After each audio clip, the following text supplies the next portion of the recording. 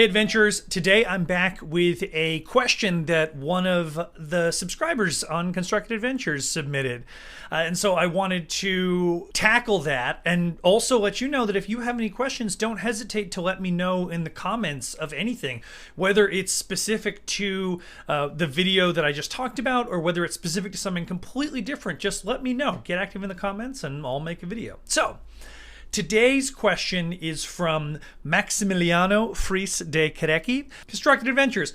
I found out about CA thanks to Reddit gifts and your amazing quests. Side note, that's a later video, but I sign up for the Reddit Secret Santa every single year, and whoever I get, I send them on a ridiculous treasure hunt. It's actually how I started this business, and it's something that I like to keep alive because, frankly, it's just really fun. I love it, and it's just something that needs to happen. Anyway, I think it would be great to know about the legal aspects or permission issues related to holding treasure hunts in public spaces. Have you ever had any problems with authorities or business owners?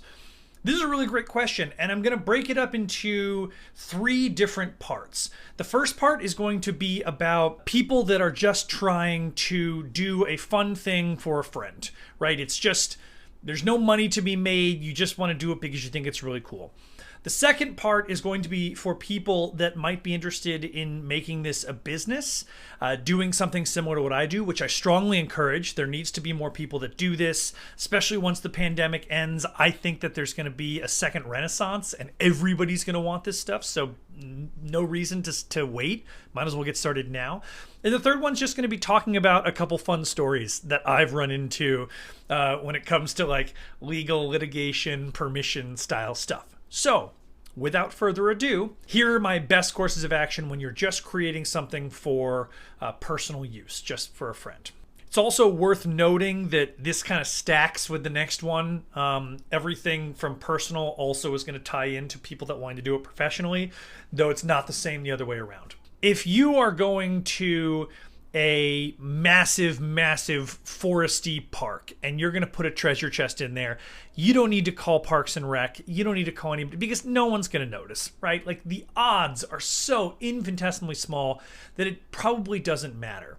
However, if you're going to do something with actors or maybe kidnap a friend for a bachelor party, depending on how realistic you want this kidnapping to be, it might be worth calling the NonEmergency Police line. It really just depends. So that's kind of your first step is if you're doing something out that involves maybe a kidnapping or something where someone could misconstrue it as actual serious something, definitely call the NonEmergency Police line. Let them know, hey, at 10 a.m. we're going to be kidnapping a buddy for his bachelor party. It's going to be a van. We're all going to be laughing. So I can't imagine it's going to be a big deal. But just in case you get like a call, we're doing it here, this is going to happen, just put it in the notes. And I've done this before, and I'll hit that at the very end. Usually you get a chuckle and they're like, okay. And it's not a big deal. But it's nice that now the day of, you're kidnapping your friend with a van that's going to be a great bachelor party weekend, and you don't have to worry about getting a SWAT team called on you. That's kind of the first one. Don't hesitate reaching out to the NonEmergency Police line. It exists in every police precinct. You can do it. You can let them know.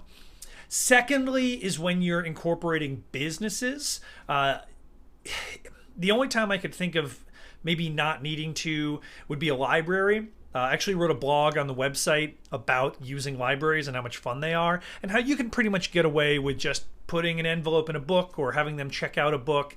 That being said, I actually heard from a couple librarians that said, oh man, reach out to us. We would love to help facilitate this sort of thing. So it's less about legalities and permissions and more about just getting help. But library is one of those things where you don't really need permission, realistically, if it's small or something really simple, but it can't hurt. Now, once you get up into restaurants or businesses, you're probably going to have to reach out to them anyway. The only instance where I could imagine you not needing to reach out to a restaurant is maybe if you're going to plan an actor at the bar and they're doing this kind of song and dance.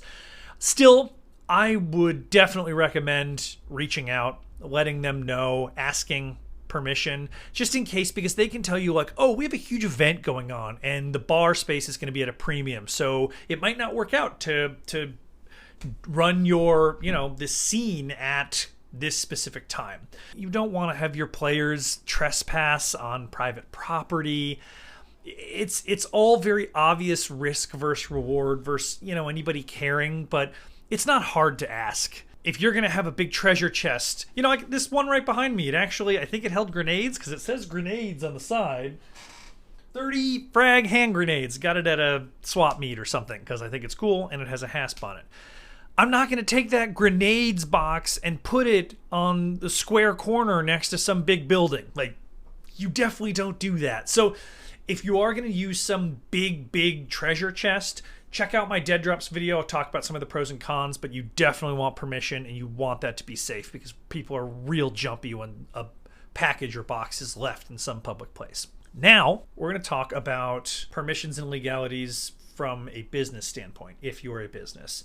So I'll walk through how I do things. Waivers are signed by the hiring party taking responsibility.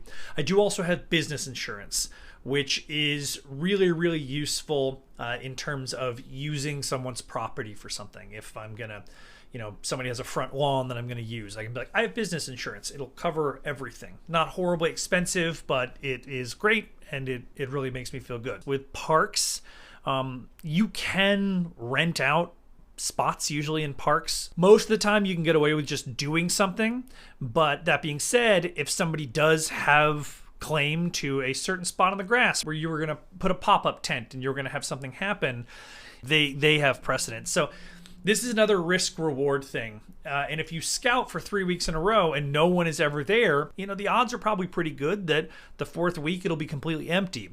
But how bad is it if you put a pop-up tent on a Saturday morning and turns out there's a soccer tournament that's going on? Definitely check Parks and Rec websites.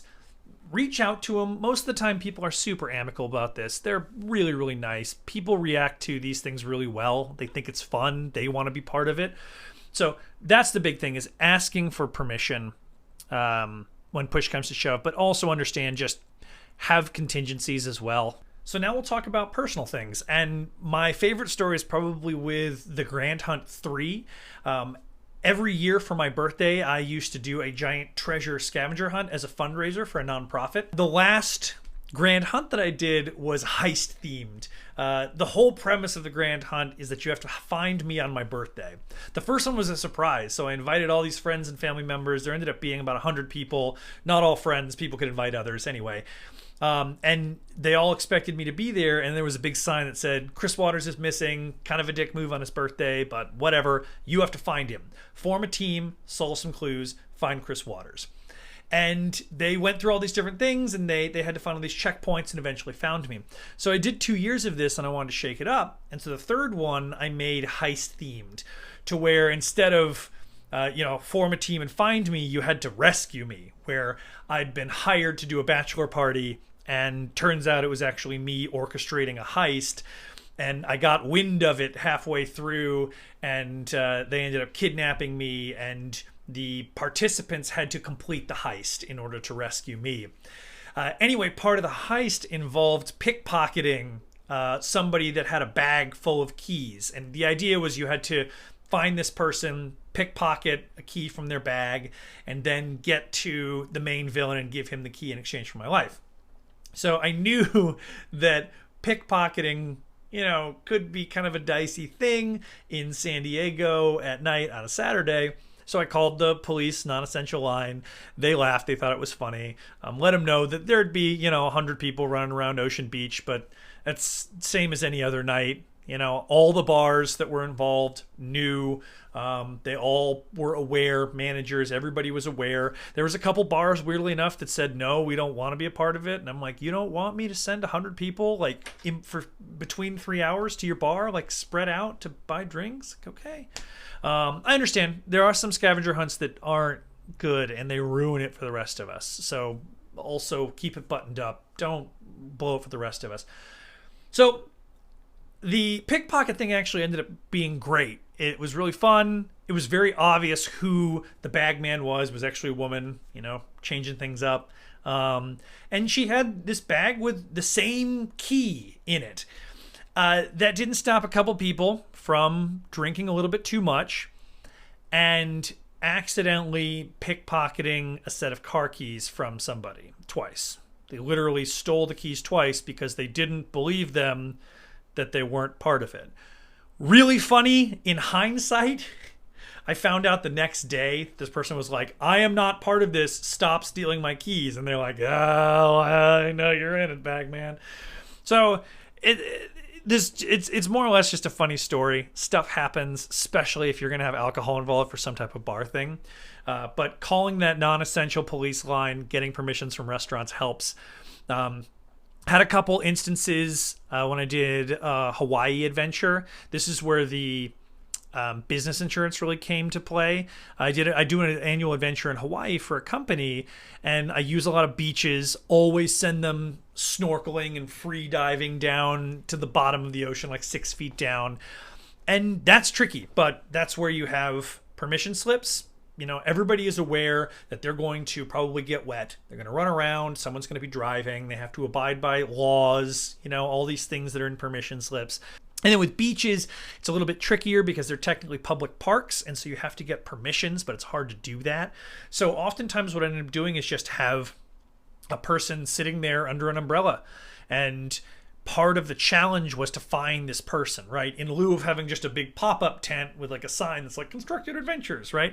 That was part of the mystery of like, you're going to find this person. They're in a red, under a red and blue umbrella. You'll see 3 longboard surfboards next to them. Give them this password. You can check my video on passwords up here. Give them this password and they have your next challenge. And then, you know, part of it is either stand up paddling out past a buoy and there's somebody sitting out in the water, or like I said, there's the person that had to dive down. The way that we did that was we purposefully split up teams, so we knew that there would be a strong swimmer. It was also 6 feet down, so it's not a crazy, maybe it was like 10 feet down. It wasn't that far down. It was in a cove. There wasn't much waves, and I had a CPR certified surf instructor sitting on a surfboard right there, just witnessing the whole thing. His job was there to make sure that nobody drowned. So there's a lot of covering bases when it comes to some of the more risky things, but really the biggest thing is factor in the odds of something going wrong.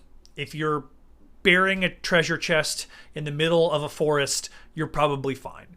If you're sending 100 people throughout a bar scene in a busy town, you should probably be telling some people that you're going to do it, but just use your best discretion. That's all I have for you. If you have any questions for me regarding the legalities or things like that, you're more than welcome to put them in the comments. I am more than happy to answer any other questions. If you have any other things you'd like me to talk about, this disc behind me, comparing cryptexes, different types of locks, hollowed out books, spoiler alert, I'm going to be talking about all these eventually, but your comments dictate what I do next. If you love what I do, please feel free to support me on Patreon, patreon.com/constructedadventures. When I do videos that I can add extra goodies, something like this, there isn't really anything I can do. I will build those things out and I'll put them on Patreon for my supporters. It really helps me as an event planner during a global pandemic. And you'll feel good and get some extra goodies. Otherwise, you can follow me on Instagram. I'm also on Twitter, Constructed Adventures or Constructed_ADV. I am not on Facebook because Facebook is a garbage company. And I have a website, constructedadventures.com, as well as a subreddit, r/constructedadventures, which is pretty much built for people to give ideas and to get help. And so if you want to try to build something and you need a little more hands-on, you know you'll get an answer from me, and you'll probably get an answer from some other amazing creative individuals. So that's all I've got for you today. Thank you guys so much, and until the next video, happy adventure building.